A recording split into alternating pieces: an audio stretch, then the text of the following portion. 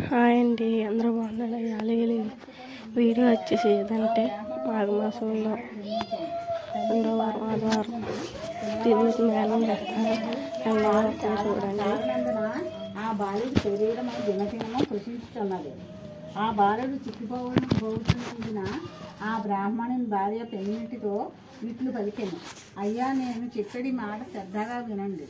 మన పిల్లవానికి పాల నిమిత్తము పాలుగల ఆవునొకటి తీసుకురండి అని చెప్పగా ఆ మాట విని భర్త ఏమని చెప్పుచున్నాడంటే, ఓసి నీకు వెర్రి పట్టినదా?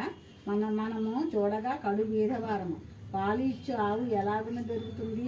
ధనరత్నములు మన వద్ద లేవు. నేను లోకములో ఏ విధముగా గణ్యతను పొందుతాను? ఎవరికైతే ధన సంపాదన కలిగి ఉందో వారికే లోకమంతా మర్యాద చేస్తుంది. అట్టివారికే లోకమంతా భయపడతారు. మన వంటి పేదవారిని ఎవరు చూస్తారు అని బ్రాహ్మణుడు చెప్పింది.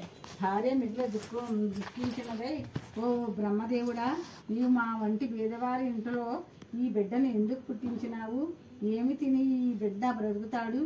ఈ శిశుహత్య నాకు చుట్టుకుంటుంది అని దుఃఖించుచుండగా పిల్లవాని గోస చూసి ఏమీ తోచక ఆ బ్రాహ్మణుడు చింతాక్రాంతుడే విచారించి తన ఇంటిలో ఉండిన కమండలము వగైరా చిల్లర సామానులను సంతలో అమ్మి ఆ అమ్మిన సొమ్ము 5 రూపాయలు జాగ్రత్తగా పట్టుకుని వెళ్ళి భార్య చేతికి ఇవ్వగా ఆమె ఆ సొమ్మును చూసి సంతోషించి పెనిమిటిని చూసి, అయ్యా, ఈ సొమ్మును తీసుకుని వెళ్ళి పాలిచ్చే ఆవును తీసుకుని రండని చెప్పినది.